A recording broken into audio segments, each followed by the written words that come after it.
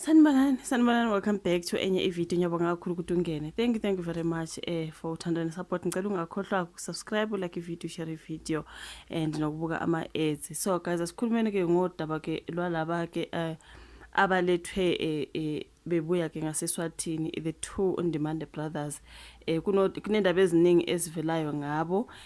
So phinde kukhulunywe ngokuthi isazophenywa ke le ndaba yemali okwaku busy bekhokhelana lana. You guys, we know ukuthi kwathiwa kunemali eningi kakhulu engathi ke ubhuti lo mdala engathi ungena ke owayi receive leyo mali then wasekhokhela laba abanye something like that. I think ubaba uGwabeni, it's not ubhuti umuntu omdala lana, ngathi umdala nje uGwabeni.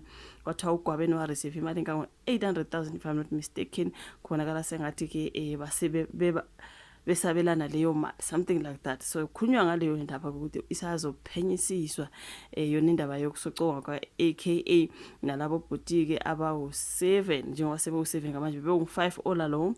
The 2 iseSwatini manje ke njengoba sebebuyile sebengu7 uthi isazophenyisiswa ke indaba yabo yemali yokwabelana ukuthi yaphumaphi, ibuya kubani, izifike kuGwabeni nje yayibuya kubani into engakanjani. Ngiyacabanga ukuthi yona into abakhuluma ngayo lapha ukuthi uCommissioner wamaphoyisa aKwaZulu-Natal uLieutenant General Nhlanhla Mkhwanazi uthi ke basazoyiphenyisisa ukuthi ngubani ongaphezulu kwenzeka ukuthi wakhipha isamba semali ukuthi kubulawa umculo wakuleli aka nomngane wakhe uTibelo Tips. So Mkhwanazi usho kanje kulandela ukuvela kwezelamani leza kwaNdimande enkantolo eMantshi yaseThekwini ngolwesibili. So labo bhuti abayizelamani uSiyabonga Ndimande noMelusi Ndimande batheleke kulele kusenizo lokulandelwa kwabo ke izinhlaka zomthetho ezakuleli. So kuthiwa awu11 ke wonke amacala alezi zelamani ezibhekene nawo maqondana ke nokubulawa kwalaba ababili. So ngokusho ke komshushisi wombuso Advocate Lawrence Caba ayafana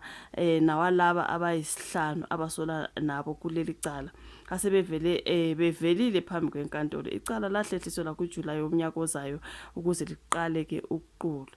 So ephawula ngaphandle kwenkantolo uMkhwanazi uthe bake bachaza ukuthi yilona lo wabamba iqhaza elithile lapha kuleli yacala. Sezwe ukuthi ngathi khona wasuka no aka la eGoli, ukhona wayesendaweni yendiza lazo kugibelela khona, kukhona lapha azokwehlela khona, kukhona lapha ezongena khona ngazi kwathiwa barber shop nawena indawo yokudlela into ekanjalo. Kwakunomuntu as long as la hamba khona kushuthi labantu bebefonelana bethiphana ukuthi manje usekuphi, usuka kuphi yakuphi la ngena khona. I think they say is what the barber shop or is somewhere where ahlala khona bathu ukudla, something like that. Kwakukhona nje owavelayo on that particular CCTV camera ehleli nje ngalapha. So onga ukuthi ke kuthiwa bonke ke bengu7 omunye lomunye wadlala indima lapha.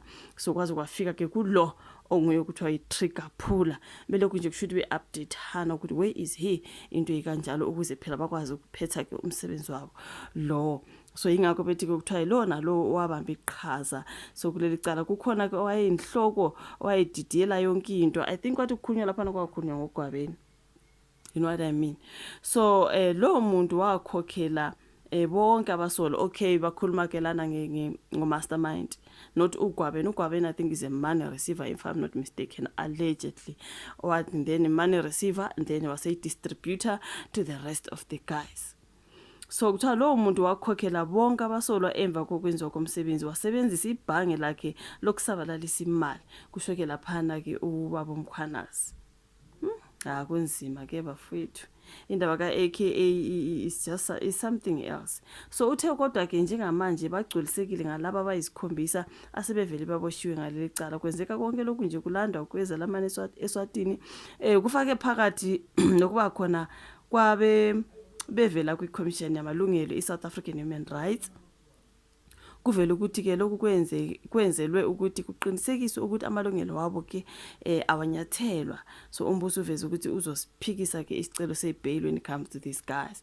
So ke manje iyahlehlisa icala yahlelisela kuNovember 25 ukuze abameli babasola bathola isikhathi ke sanele sokuthi baxoxisane nabo. So lezi zelamani zibuyiswa nje kuleli kulandela ukuthi zikulaxaza ukulwa nesinqumo senkantolo yaseSwatini esasithi kufanele babuyiswe kuleli bezobhekana necala. Sasizwile before ukuthi oh they do wanna come here, but hey the subs ayibona nje ngangcono babe seSwatini kunalana babe busy beaphilile. Okay, so ngale kokubulala ke lezi zelamane zibhekane lolunye uxhaxha lwamacala. Can you imagine okubulala abantu abasembonini yamatekisi? This really shook me when you look at these guys. Even another one looks so young, semncane man.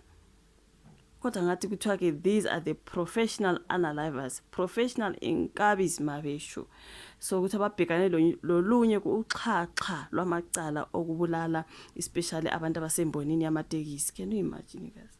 We-AKA noTips badutshula bafa ngaphandle kwendawo esiyavala emgwaqweni odumile eFlorida ke ngoFebruary 2023. So it's just a whole lot that is coming out emva kokuthi ke babuye ke laba kaNdimande kade belokhu besalela ngaseSwatini. So kuthiwa ukuthi funeka umastermind njengoba ke bengu7 sebetholakele nje bedegwabene ngathi ungena inhloko yalaba abanye allegedly money distribute.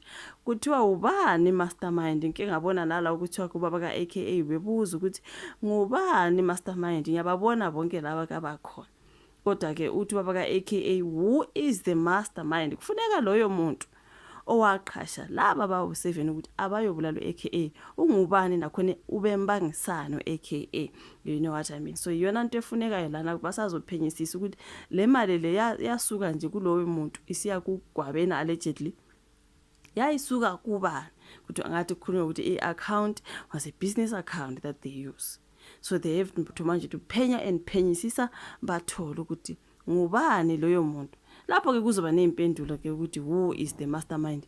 Uma bengaphenya bafike lapho bafethu lona daba ke lababhude ababili bakaNdimande nokuthi kuthiwa ke kumele kuphenywe ke ukuze kutholakale umastermind njengoba sebekhona bonke bo7. So kufuneka the real big fish. You know what I mean? Hayi kunzima ke bafethu ngathi u-AKA noTips imoya yabe ngalala ngokuthula bafethu kwaze kwakubo kwabavelele. Imagine abantu basuke nawe la eGoli bakulandelele bewu7. I think wathiwa ke kuze kutholakale the two Ndimande brothers. I remember kuthiwa ke omunye wabalek lapha. I still remember that ukuthi batholakala lapha endlini le ababe kuyo laphana izakhamuzi isikhuluma ukuthi hayi labafana labahlala lana benza amaphathi bathini, kodwa bathi betholakala there is someone who ran away. Ngiyacabanga abantu babe more than 7.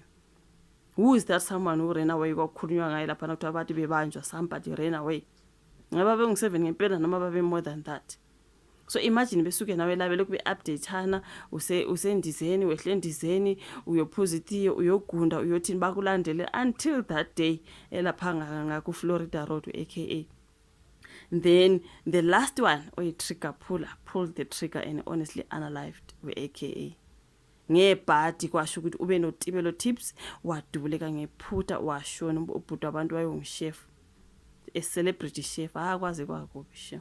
Engathi moya bingalala ngokuphumula bafethu. Thank you so much ukuthi ubuke ivideo kungala. Dithathe ungalike hayibo.